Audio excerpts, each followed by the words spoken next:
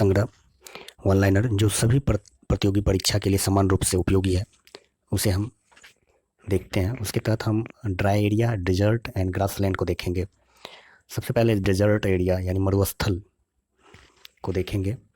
Dessert, ठीक है। तो डिजर्ट क्या है? तो डिजर्ट वह स्थान जहाँ वार्षिक वर्षा 25 सेंटीमीटर से कम होती है, उसे डिजर्ट या मरुस्थल के रूप में परिभाषित किया जाता है। विश्व का सबसे बड़ा मरुस्थल कौन सा है? सहारा। लेकिन विश्व का सर्वाधिक जनसंख्या वाला मरुस्थल कौन सा है? तो थार, जो भारत और पूर्वी पाकिस्तान में पाया जाता है। तकला-मकान मरुस्थल कहाँ है? तो चीन में, सिंकियांग प्रांत में। गोबी मरुस्थल कहाँ है? तो मंगोलिया में, मंगोलिया और चाइना में भी पाया जाता है। सेरीर मरुस्थल कहाँ स्थित है? तो मिस्र, इजिप्ट में। रेग मरुस्थल कहाँ है? तो अल्जीरिया में। रेग मरुस्थल कहाँ है? तो अल्जीरिया में। दक्षिण एशिया का सबसे बड़ा मरुस्थल कौन सा है? तो थार। दक्षिण एशिया का सबसे बड़ा मरुस्थल थार है, ठीक है। विश्व के प्रमुख मरुस्थल और उनकी अवस्थिति को हम देखते हैं। पहले सहारा, जिसे लीबिया और न्यूबियन मरुस्थल भी कहा जाता है। इसकी अवस्थिति है उत्तरी अफ्रीका में। Simpson, Gibson, Stuart, stony, great Victoria, great Sandy मरुस्थल कहाँ पाया जाता है? तो ऑस्ट्रेलिया में।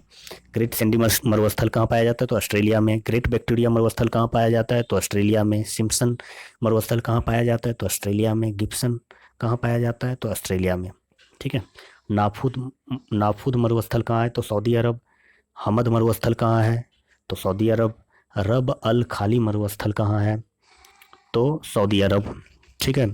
कालाहारी मरुस्थल कहाँ है? तो बोत्सवाना, अफ्रीका में है, ठीक है। और सोनोरेन मरुस्थल कहाँ है? तो यूएसए, संयुक्त राज्य अमेरिका और मैक्सिको में है, ठीक है। नामीब मरुस्थल कहाँ है? नामीबिया में है। काराकोरम मरुस्थल कहाँ है? तो तुर्कमेनिस्तान में है। थार मरुस्थल कहाँ है? तो उत्तर पश्चिम भारत एवं पूर्वी पाकिस्तान में है। सोमाली मरुस्थल कहाँ है? तो सोमालिया में है। आटाकामा मरुस्थल कहाँ है? तो चिली में है। काजिल मरुस्थल कहाँ है? तो उज्बेकिस्तान में है, ठीक है। दस्तलूट मरुस्थल कहाँ है? तो पूर्वी ईरान में है। दस्ते कबीर मरुस्थल कहाँ है? तो दक्षिणी ईरान में है। मोहावे या सियरा नेवेदा मरुस्थल कहाँ है? तो संयुक्त राज्य अमेरिका में है। सेंचुरा मरुस्थल कहाँ है? तो पेरू में है। पेटागोनिया मरुस्थल कहाँ है? तो अर्जेंटीना में है, ठीक है। मरुस्थल स्थलखंड एवं शुष्क भाग होते हैं। मरुस्थल स्थलखंड के शुष्क एवं अर्धशुष्क भाग होते हैं, जो मुख्यतः उपोष्ण और उच्च वायुदाब वाले क्षेत्र में पाए जाते हैं, ठीक है।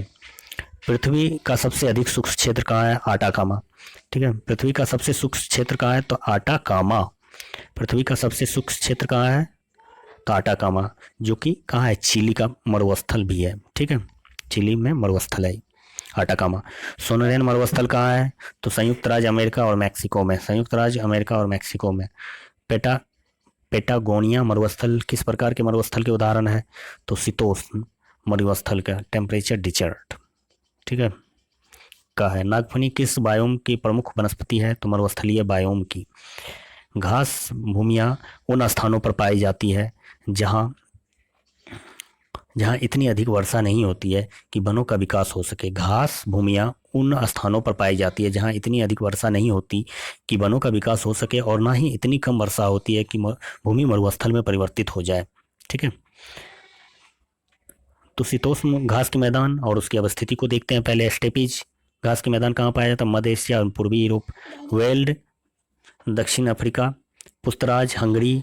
Pampas Brazil, Argentina, Uruguay, Canterbury New Zealand, ठीक है। पेरी घास के मैदान कहाँ पाया जाता है? तो उत्तरी अमेरिका में। डाउन्स कहाँ? तो ऑस्ट्रेलिया में। उष्णकटिबंधीय घास के मैदान कहाँ? तो लानोस उष्णकटिबंधीय घास के मैदान अवस्थिति को देखते हैं। लानोस घास के मैदान कहाँ? तो वेनेजुला में। कंपोज कहाँ? तो ब्राज़ील में। सवाना कहाँ? तो अफ्रीका में। शीतोष्ण घास के मैदान को यूरेशिया में किस नाम से जाना जाता है? तो स्टेपीज के नाम से, ठीक है। सवाना का सर्वाधिक विस्तार कहाँ? तो अफ्रीका में, ठीक है। दक्षिण अमेरिका का वृक्ष रहित घास का मैदान को क्या कहा जाता है? तो पंपास। दक्षिण अमेरिका का वृक्ष रहित घास का मैदान को किस नाम से जाना जाता है? तो पम्पास। सवाना बायोम की जलवायु अर्ध शुष्क उष्णकटिबंधीय जलवायु है। Thank you friend.